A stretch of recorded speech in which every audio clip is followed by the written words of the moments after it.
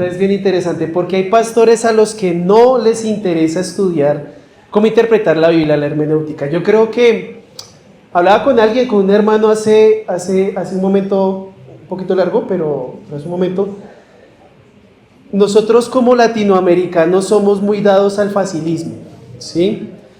Recuerdo mucho cuando yo estaba en el colegio hace ya bastantes años, tengo que decirlo, que existe, no sé si todavía existe esa página, alguien me confirmará tal vez, existe una página que se llamaba El Rincón del Vago, no sé si a ustedes les suena, ¿sí? Y recuerdo mucho que en esta página subían resúmenes de libros que uno por lo general tenía que leer en el colegio. Esa página fue la que salvó la patria más de uno, incluyéndome a mí, para vergüenza mía lo digo. Y yo creo que nos gusta el facilismo, si se nos entrega todo masticadito, lo cogemos. Si nos requiere un esfuerzo, más bien lo omitimos. Y es muy triste porque la labor del pastor, del expositor, es lo que dijo Pablo: nosotros tenemos que anunciar todo el consejo de Dios. Y eso implica quemarnos las pestañas en el poder del Espíritu Santo. Me gusta ponerlo de esa manera, que el fuego del Espíritu nos queme las pestañas. Entonces, yo creo que es el facilismo lo que ha perjudicado muchas veces el pastorado en nuestro país. Bueno, yo aquí tengo algunas preguntas muy interesantes relacionadas con lo que hemos hablado. En primer lugar, quiero agradecerles que no se hayan arrojado a los brazos de Morfeo. Sé que tengo una voz arrulladora, entonces que no lo hayan hecho de verdad es una honra para mí. Bueno, aquí tenemos una pregunta que dice así: ¿qué entiende usted que Dios habla audiblemente en estos tiempos? O si Dios habla audiblemente en estos tiempos. Yo creo que hay varios pasajes de la Escritura que nos muestran que Dios se dirige a la humanidad por medio solamente de su palabra escrita. Y solamente piensen en el libro de Hebreos, en el capítulo 1. Dios, hablando de muchas maneras, de muchas formas y en muchos momentos a los padres, ¿qué es lo que dice en el versículo 2? En este ¿qué? Último tiempo, ¿de acuerdo? En estos últimos días nos ha hablado a través de su Hijo. Y creo que Jesucristo es el punto máximo de la revelación de Dios. Y si seguimos ese hilo de pensamiento teológico, Pablo nos dice que la iglesia se fundamenta sobre la doctrina de los apóstoles y de los profetas. Entonces, ya Dios no tiene la necesidad en este tiempo de dirigirse de una manera audible cuando podemos acudir a su palabra. Piensen esto. Pedro, en su segunda epístola, en el capítulo 1, dice algo que a mí siempre me ha trastornado. En serio, yo creo que es la palabra adecuada. Pedro, como ustedes saben, estuvo en lo que yo siempre suelo llamar, en el tráiler del reino, en Mateo 17. Pedro, Jacobo y Juan subieron al monte y vieron al Señor Jesucristo transfigurarse, es decir, vieron al Señor Jesucristo en gloria como ese Rey glorioso, ¿no? Pedro dice que esta experiencia lo marcó mucho, pero que Pedro prefiere hablar la palabra profética, que es ¿qué? Que es más segura. Entonces nótese que los mismos escritores del Nuevo Testamento nos dejan ver que incluso la voz audible de Dios es innecesaria a la hora de saber que tenemos esta revelación completa de Dios en las Escrituras, ¿sí? Y de nuevo, yo creo que, claro, nosotros quisiéramos oír la voz de Dios. El problema es que moriríamos, pero bueno, el caso es que, sí. Entonces, eso mismo, no creo que Dios hable hoy audiblemente. El Señor nos habla a través de su palabra leída, explicada y aplicada. Esa es la predicación expositiva. La palabra se lee, se explica y se aplica a la vida de las personas. Eso es lo que hacen los pastores, ¿de acuerdo? Eso es lo que deben hacer los pastores. Listo.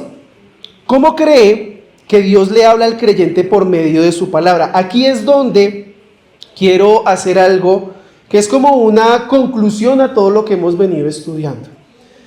Una persona puede dedicar su vida a interpretar un texto bíblico, un libro bíblico. Piensen en cualquiera, en este momento se me viene a la cabeza Marcos. Listo, el Evangelio de Marcos, que es un evangelio que de hecho estoy estudiando en mi tiempo personal con el Señor. Una persona puede dedicarse a aprender el griego, a aprender todo el contexto sociocultural y puede sacar interpretaciones tremendas del texto. Si ese texto no transforma a esa persona, de nada le sirve.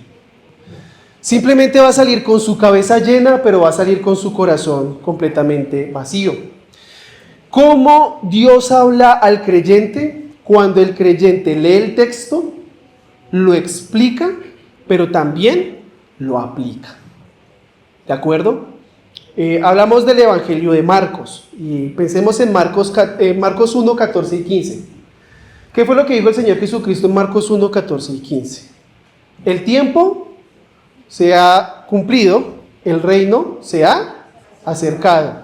Arrepiéntanse y crean en la buena nueva o en el Evangelio. Yo leo ese texto. Esto es un texto delicioso porque obviamente es el llamado a evangelizar y va a muchas cosas.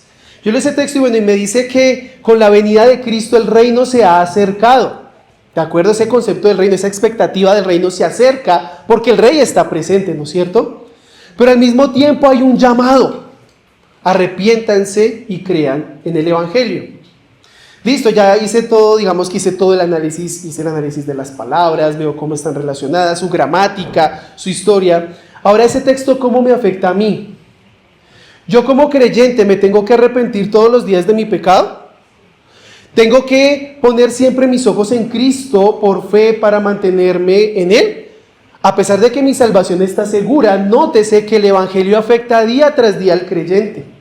Es como decía Donald Carson, este erudito del Nuevo Testamento, él decía que el Evangelio no es el ABC de la vida cristiana. El Evangelio es el ABC, pero también es el XYZ de la vida cristiana, es el todo de la vida cristiana. Porque nosotros vivimos en constante arrepentimiento porque reconocemos que somos pecadores aun cuando el Señor nos ha salvado y que nuestra esperanza, nuestra confianza está puesta ¿en quién? En Cristo. Entonces nótese, perdón, sí, iba a salir ahí se llama la crisis de la Edad Media, hermanos. Sí. Nótese entonces cómo al creyente afecta directamente este mensaje. Yo estoy obedeciendo eso que el Señor dice, pero no solamente eso. Si yo me encuentro con un incrédulo, por ejemplo, me monto al taxi o en el bus o voy caminando, y esa persona no ha creído y no se ha arrepentido, ¿será que yo también tengo que acudir a ese mensaje para que esa persona se arrepienta y crea? Entonces nótese, puedo hacer toda la exégesis del texto, pero si ese texto a mí no me afecta como creyente, pero si sí me afecta, si cambia mi vida, si me transforma a acercarme a la imagen de Cristo, entonces Dios me ha hablado a través de ese texto. Y nótese, no tengo que exagerarlo, no tengo que abusar de las palabras, no tengo que encontrar cosas allí escondidas, es simplemente la palabra como aparece allí, ¿de acuerdo? Pero que en mi situación puede ser específicamente algo, por ejemplo, si yo tengo vergüenza de evangelizar, que es vergonzoso decirlo, pero nos da vergüenza evangelizar. Bueno, no a todos, yo conozco hermanos que son muy valientes a la hora de evangelizar.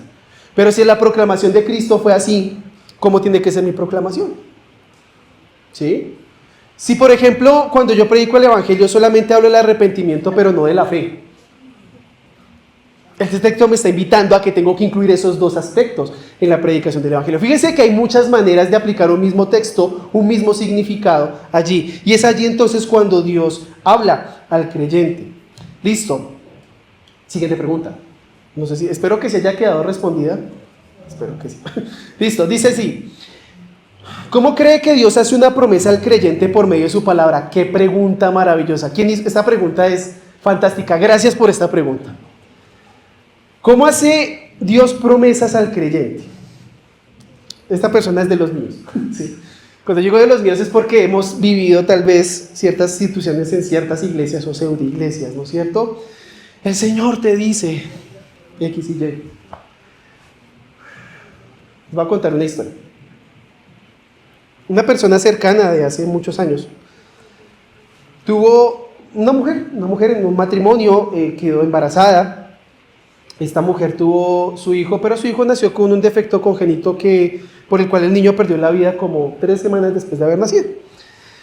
Hicieron los estudios a esta mujer y pues dijeron, no, mire, esto no le va a volver a pasar, esto es un caso en 10 millones, usted es una persona como muy única en Colombia, es un caso muy atípico, usted puede volver a quedar embarazada y no le va a tener ningún problema. Esta mujer Pues vuelve a quedar en embarazos, ambos estaban muy animados pues por esto que habían dicho los médicos, y resulta que el niño vuelve a tener el mismo defecto congénito. Es una cosa absolutamente rara. Médicamente es algo que de hecho es un caso que se ha estudiado. Estas personas empezaron a acudir a ciertos lugares, a ciertas iglesias, donde les decían, no, mira, el Señor te dice, el niño se va a sanar, el niño va a sobrevivir, es que este niño tiene un gran propósito, y el niño nació y a los 2 días murió. Imagínense la devastación de esta familia. Les digo que ellos después apostataron, ellos decían ser cristianos. Claro, creo que no es excusa para apostatar, no existe ninguna excusa porque Dios es bueno y para siempre su misericordia, amén, ¿sí? Pero claro, cuando las personas ponen sus esperanzas en este tipo de promesas insulsas, vacías, pues evidentemente la fe se puede ver muy sacudida. Pero nótese que Dios hace promesas directas al creyente, pero directas, son así, claras. Filipenses 1:6. Estoy convencido que el que comenzó la buena obra, ¿qué dice el texto? La perfecciona. A mí me encanta porque solemos recordar este versículo como el que empezó la buena obra la terminará. No, dice la perfeccionará hasta el día de Cristo. Entonces, allí hay una promesa para el creyente, bien, clarita. ¿Qué es lo que está diciendo? Que si Dios empezó esta obra de redención en usted, la va a llevar a cabo hasta el final. Y es interesante porque de hecho esto se justifica, hablando en términos de las relaciones de palabras que puede haber con un texto de Gálatas. En Gálatas 3, Pablo dice, ustedes empezaron por el Espíritu, ¿van a terminar en la carne o por la carne? La traducción de ese texto debería decir, ustedes que empezaron por el Espíritu se van a perfeccionar en la carne. Pablo utiliza los mismos 2 verbos en Gálatas 3 y en Filipenses 1, mostrando que efectivamente se empieza de una manera pero se perfecciona, se tiene que perfeccionar de esa misma manera. Ahí hay una promesa para el creyente. Le tengo una promesa también en Filipenses 1:29, que así como se les dio el creer, también se les ha dado el sufrir. Dios promete que el creyente va a sufrir. Entonces nótese, es muy fácil encontrar promesas bíblicas, promesas de Dios a los creyentes. El problema es que no son las que muchas veces uno quisiera, ¿no? La promesa de una casa, de una beca, la chica que se quiere casar, el chico que se quiere casar, o no tan chicos pero que se quieren casar, ¿sí? Tal vez esas no son las cosas que encontramos en la Escritura, pero sí encontramos de una manera directa que Dios promete cosas al creyente, ¿de acuerdo? Y promete, por ejemplo, que si usted alimenta o edifica su espíritu va a ser lleno del Espíritu Santo. ¿Cómo lo hace? Que dice Efesios 5, del 19 al 21, no se embriaguen con vino en lo cual hay ¿qué? Disolución, más bien sean llenos del Espíritu Santo. ¿Y cómo se es lleno del Espíritu Santo? Fíjese que es un mandato, pero ¿cómo se llega allí? Llenándose de la palabra de Dios, cantando cánticos espirituales en la congregación. Es decir, que haya una comunión con la palabra de Dios, que es lo que hace Colosenses 3:16. Las promesas están allí, lo que pasa es que no son las promesas de estos pseudopredicadores, pero allí están presentes y son un montón, y creo que solamente he detallado algunas. Listo. Entonces espero haber mostrado que las promesas son muy claras para el cristiano. Listo. Dice aquí, hacer una buena hermenéutica exige tiempo. ¿Qué nos recomienda para no olvidarnos de hacer una buena hermenéutica en el tiempo devocional? Ya que a veces es un tiempo corto. Si nos puede dar algunos consejos prácticos. Por supuesto que sí. Si el tiempo es corto, digamos que usted tiene 30 minutos, porque no quisiera tener 2 horas, pero a veces no las tiene. Seamos claros, ¿no es cierto? Y seamos honestos. Bueno, esto me acuerda mucho un profesor del seminario que nos decía, uno tendría que dividir su tiempo personal con Dios en 3 partes. La oración, la lectura y la meditación en la palabra y la adoración. ¿Sí? Estas cosas son como lo básico, de hecho. Listo, usted dice, es que yo me quiero estudiar el Salmo 119 hoy.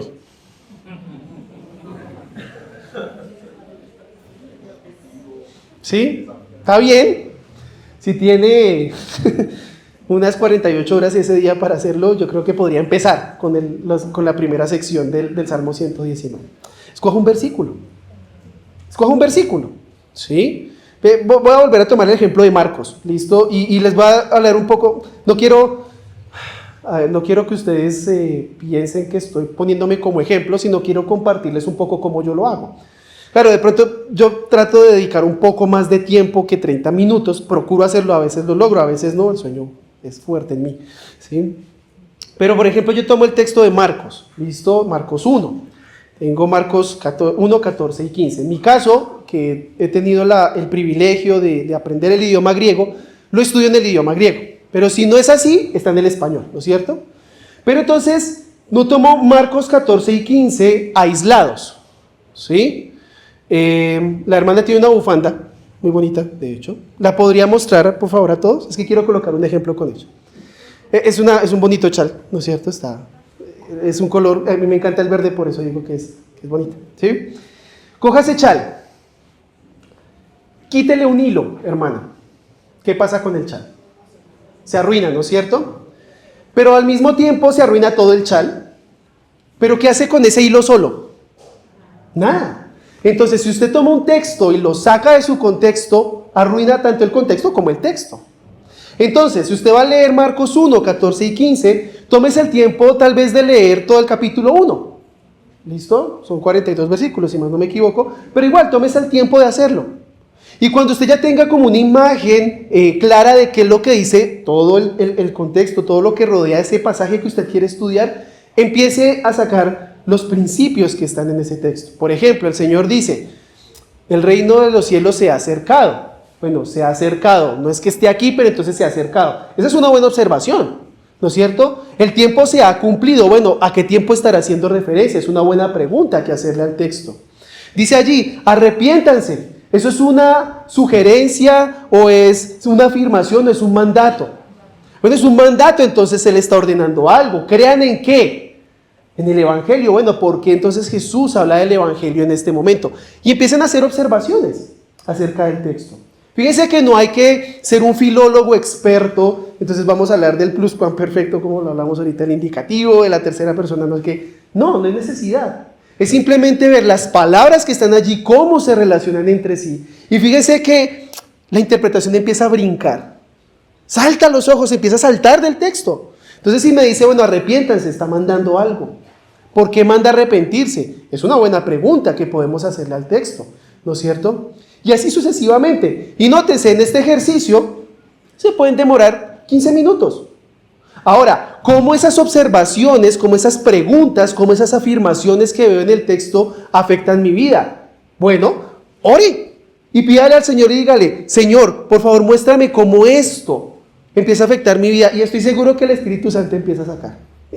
¿Te acuerdas esa vez que tenías a la persona ahí en el bus y no le predicaste? Tengo que ser más intencional a la hora de predicar el Evangelio, ¿sí? ¿Te acuerdas cuando X esto? Ahora mira tu vida en este aspecto. Muchas cosas, es decir, aquí podemos quedarnos toda la noche hablando acerca de ciertos aspectos específicos. A lo que voy es que cuando empezamos a extraer esas cosas del texto, que son simples, fíjense, no les estoy diciendo que tengan que hacer pues maromas para buscar en otros lugares, ni mucho menos es lo que ustedes leen, ¿sí? Porque entonces el Señor Jesucristo habla. ¿Dónde está ubicada esa predicación del Evangelio del Señor Jesucristo? En Marcos, por ejemplo. Está después de la tentación. ¿Sí? Entonces, ¿por qué el Señor Jesús predica este Evangelio después de la tentación? ¿Qué está antes de la tentación? Está el bautismo de Jesús. Y antes se habla de Juan. Es decir, cuando uno empieza a ver todo ese hilo conductor, uno dice, ya entiendo, el Señor después de triunfar en la tentación empieza su ministerio público, ¿sí? Y se empieza a entender la intención de Marcos a la hora de poner eso allí. Entonces nótese que es algo que usted lo puede hacer por usted mismo. Ahora, si usted cuenta con un recurso, de pronto tiene un comentario de Marcos, ¿sí? Puede que ese comentario le arroje más luz sobre ciertas cosas que de pronto usted no ha visto. Usted dice, vea, pues este autor me dice, qué sé yo, por ejemplo, que no recuerdo en este momento el tiempo en el que se encuentra el mandato de arrepentirse, porque puede ser un arrepentimiento continuo o un arrepentimiento urgente, ¿sí? Según el tipo de tiempo que haya en el griego. Entonces, ese tipo de cosas el comentarista me lo puede decir y me trae más luz a esas cosas que yo estoy aplicando a mi vida. Pero nótese, lo puede hacer solo con la Biblia, solo con la Biblia. 15 minutos, 20 minutos, no necesita más. Y su vida puede ser transformada en ese momento. Se los digo porque, si bien es cierto, no recuerdo ese día, cuando yo leí Gálatas 3, versículos 10 al 13, mi vida fue transformada. Yo no era un creyente, yo sabía muchas cosas de la Escritura, yo creí que era cristiano. Pero cuando leí ese texto y cuando lo empecé a hacer este ejercicio, el Señor me transformó. Ese día fui salvo. ¿Sí? Y por eso amo tanto la epístola a los Gálatas. Ahora entiendo por qué Lutero decía que era su Cati, ¿no? Su Catalina. Catalina era la esposa de Lutero. Y él decía que Gálatas era como su esposa. ¿Sí? Y es precisamente por eso, porque para mí fue ese caso. Entonces nótese que es algo que nosotros podemos hacer. Ahora, de pronto, sé que algunas de las cosas que he dicho pueden parecer complejas.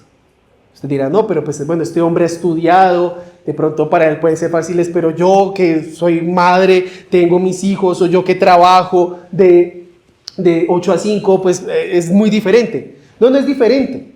El hecho de que yo tenga la oportunidad tal vez de profundizar en ciertos aspectos de la Escritura, no lo limita a usted a que pueda enriquecerse de la Escritura. ¿Y sabe por qué? Porque dentro del paquete de salvación que Dios le dio una persona. ¿Sí sabía eso? El Espíritu Santo. Y el mismo Espíritu Santo que habita en mí, habita en usted. Si usted es un creyente genuino. Entonces, recuerde lo que hemos dicho, usted se tiene que quemar las pestañas con el fuego del Espíritu. Sé que es una imagen que puede tener varios problemas teológicos y simplemente lo digo un poco como para que entendamos el hecho de que nos esforzamos, sí, para entender el texto, pero siempre con la ayuda del precioso Espíritu Santo. Entonces ahí está, hermanos, y qué mejor, qué mejor, o más bien, ¿qué es más importante para el creyente que entender las palabras de Dios? ¿Hay algo más importante? Piénselo, porque si usted no entiende las palabras de Dios, su vida cristiana puede ser una farsa. Y usted puede pensar que está viviendo para agradar a Dios cuando en verdad no lo hace. Entonces, si usted se aplica a estudiar de una manera responsable la Escritura, créame que su vida se va a ver transformada para bien. Y como les digo, no tienen ustedes que hacer las cosas súper complejas. Entonces, si yo no tengo los 15 comentarios exegéticos, y si no tengo el diccionario teológico, y si no tengo... Hermanos, eso no importa. Ahora, si lo puede hacer, hágalo, porque le garantizo que entre más usted profundice en el texto, más riquezas va a encontrar. La Escritura es como una mina de oro que es infinita.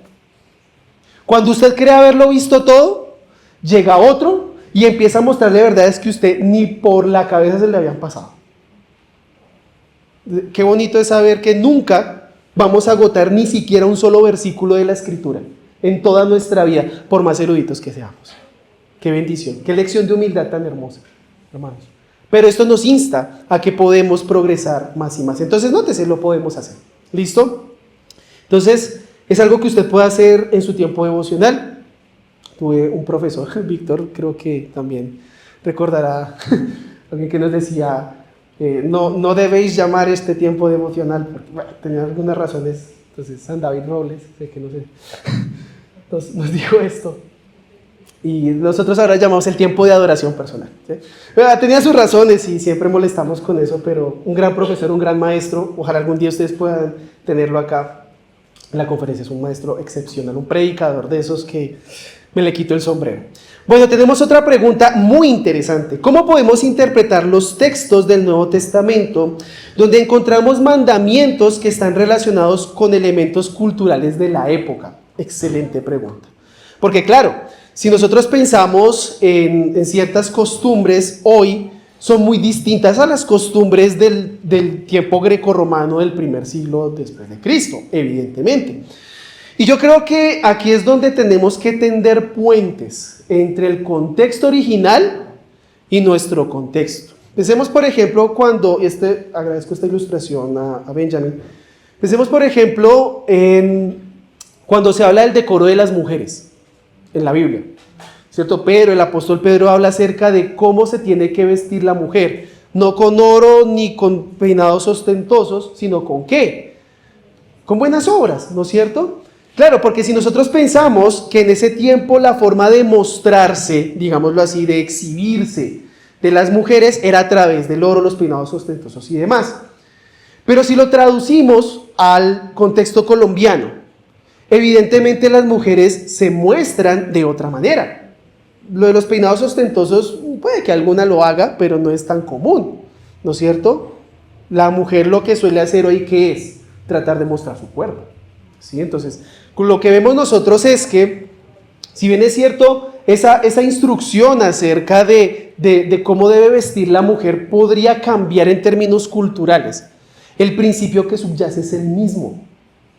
¿Dónde está el decoro de la mujer? ¿Dónde está esa piedad que la mujer muestra como hija de Dios? Y esto se puede aplicar a muchos otros aspectos. Hay quien dice que supuestamente, esto no es verdad, pero que supuestamente Pablo prohibió a las mujeres predicar porque era un aspecto cultural. No lo es, ¿de acuerdo? No lo es, porque Pablo de hecho fundamenta ese principio en la creación. Lo vemos en 1 Timoteo 2. Entonces hay que ser muy cuidadosos con eso. Los aspectos culturales hay que saberlos matizar, hay que saber hacer esos puentes y no de pronto imponer algo que sea más bien un mero aspecto cultural. Esta pregunta está muy interesante. Quiero estar seguro de entender la diferencia entre una interpretación congruente y coherente. Y recuerden que yo les hablé de estas tres cosas, ¿no? Coherente, congruente y constante. Yo les voy a ser muy honestos. Yo aquí utilicé un recurso literario que se llama el pleonasmo. Nos está hablando de qué nos está hablando, ¿sí? Es una repetición, ¿listo? Estoy repitiendo conceptos. A lo que voy cuando yo digo que tiene que ser coherente, congruente y constante, es al hecho de que siempre se debe aplicar, en todo momento. Desde Génesis 1 hasta Apocalipsis 22. No existe un texto bíblico al que yo le pueda aplicar una interpretación diferente para obtener su interpretación. ¿Listo? Entonces, cuando yo hablo de estos tres co, el co, es más un recurso didáctico para que ustedes digan, ok, no existe un texto bíblico en el que yo no tenga que aplicar esto. ¿Listo? Es básicamente eso, esa fue mi intención un poco al hablar de esto. Y que tiene que ver con esta pregunta que me hicieron acerca de la interpretación literal. Siempre se tiene que aplicar a todos los textos. ¿Listo? Bien, entonces hay una última pregunta acá. ¿Es correcto afirmar que la interpretación literal histórico-gramatical consiste en hacer referencia a estudiar el significado de las palabras del versículo, así como la historia, es decir, el contexto de la audiencia original del pasaje? Y la respuesta es ¿sí? Esto es lo que hemos venido hablando durante estas dos sesiones. Es decir, ¿recuerden el ejemplo que les di de Jeremías? Jeremías ahí, es decir, sabemos que el Señor inspiró a Jeremías a escribir, pero sabemos al mismo tiempo que Jeremías imprime su estilo en su libro. Y ese texto de Jeremías 10:11 es una genialidad literaria. Está hablando todo en hebreo. Toda esa parte profética la está hablando en hebreo, pero se toma ese versículo específico, ese pasaje específico, para hablar en arameo a aquellos que se burlaban de Dios porque creyeron que lo habían vencido, diciéndole, no. A ver, estos dioses que no crearon la tierra, y esa palabra antigua, ¿no es cierto?, van a perecer en esta tierra, que es la palabra moderna. Entonces notemos cómo al empezar a entender estos giros que hacen los autores, empezamos a ver la riqueza del mensaje bíblico, ¿sí? Yo creo que podría poner ejemplos por miles, ¿de acuerdo?, acerca de esto, acerca de cómo los autores usan palabras y cómo a veces nos llevan a ciertos conceptos incómodos, porque pues sí, hay veces que las interpretaciones como que uno dice, bueno, pero si esto es lo que quiere decir y no concuerda con lo que yo creo, ahí tenemos una lucha. ¿A quién vamos a creerle? ¿Sí? ¿A nuestro sistema de creencias o a la escritura? ¿Sí? Y ahí es donde tenemos que ser muy sabios a la hora de decidir. Creo que esas son todas las preguntas que me pasaron. Espero no haber votado ninguna. Creo que no.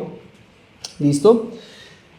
Entonces, quiero para terminar hacer dos cosas, una pauta publicitaria y una reflexión. Primero la pauta publicitaria. Entonces, como yo les había comentado al principio, soy profesor del Seminario de Expositores Bogotá. Ahora usted pensará, bueno, el seminario es solamente para expositores, es decir, para predicadores. Y en parte eso es verdad. La idea es que nosotros queremos entrenar predicadores para que esto se haga realidad en las iglesias. Pero al mismo tiempo, la mamá que está con sus hijos, el hombre que trabaja de 8 a 5, también es un expositor, ¿de acuerdo? Y es un expositor del Evangelio. Y entre mejor capacitado esté para predicar el Evangelio, para enseñar las verdades a sus hijos, a sus familiares, incluso en su iglesia, pues mucho mejor. Y por eso los programas que al día de hoy tenemos, que es el programa de estudios bíblicos, el certificado de estudios bíblicos y el certificado de estudios avanzados, están abiertos tanto para hombres como para mujeres, porque creemos que es importante que todo el cuerpo de Cristo conozca la Escritura y cómo enseñarla a otros. No sé si de pronto, espero que alguien me levante la mano, pero digo, ¿alguno de ustedes sirve en un ministerio de escuela dominical para niños? Listo, ustedes sabrán, porque yo también lo hice en algún momento, que como decía nuestro queridísimo hermano R.C. Sproul, enseñar en la escuela dominical supone un conocimiento de teólogo profesional, porque las preguntas con las que salen los niños son brutales, ¿de acuerdo? Son tremendas, y uno a veces queda como, nos vemos el próximo domingo, por la profundidad de las preguntas que hacen. Entonces nótese que, por ejemplo, las maestras de escuela dominical necesitan también esa formación en la Escritura. Por eso los invitamos a que vean, mañana, Dios mediante, vamos a tener un stand del Seminario de Expositores, pasen por allí, les vamos a explicar mejor cómo funciona. Los invitamos de verdad que hagan parte de este proyecto que sé que está cambiando no solamente vidas, sino que también está cambiando iglesias. Entonces, quería hacer esta pauta publicitaria. Y por último, agradezco primero, obviamente, a esta iglesia, Casa Viva, al pastor Andrés, por no quitarme el micrófono a la mitad y taclearme, ¿sí? Por lo aburrido que pudiera llegar a ser. Les agradezco a cada uno de ustedes por no dormirse, insisto, ustedes han demostrado una entereza y un amor hacia mí que no merezco, ¿sí? Por escucharme todo este tiempo. Hermanos, de nuevo lo digo, no existe nada más importante para el creyente que saber cómo leer bien la Biblia. Porque si Dios ya no nos habla a través de su voz audible, que insisto, quisiéramos, pero nos mataría, ¿sí? Y nos habla a través de la Escritura y queremos llegar a ser como su Hijo Jesucristo, la única manera es utilizar bien esa palabra de verdad. De hecho, Pablo a Timoteo le dice que él tiene que ser un buen obrero, alguien que trace con precisión, y es interesante cuando dice que corte, esa es como la idea principal del texto, que corte con precisión la palabra de verdad. Y es la invitación para cada uno de ustedes, hermanos. Mi oración es que usted salga de acá tal vez no con toda la información y no de pronto con un trauma con la gramática, porque dirá, uy, no, otra vez. Sí, me acordé de mi profesor de español cuando me decía, tiene que decir todas las preposiciones en orden, antes, ¿sí? No le pido eso. Pero sí le pido que haya una pasión en su vida por estudiar este libro precioso, que es una mina inagotable de sabiduría, es una mina inagotable de conocimiento, de consuelo, de juicio, pero también de una esperanza bienaventurada, hermanos. Y esa es mi oración, que cada uno de ustedes salga de acá diciendo, quiero conocer mejor a mi Señor. Y la única forma de conocerlo es a través de las palabras que le inspiraron. Hermanos, muchísimas gracias de verdad por su tiempo, que Dios los bendiga. Y nada, nos vemos mañana si el Señor así lo permite. Que estén muy bien.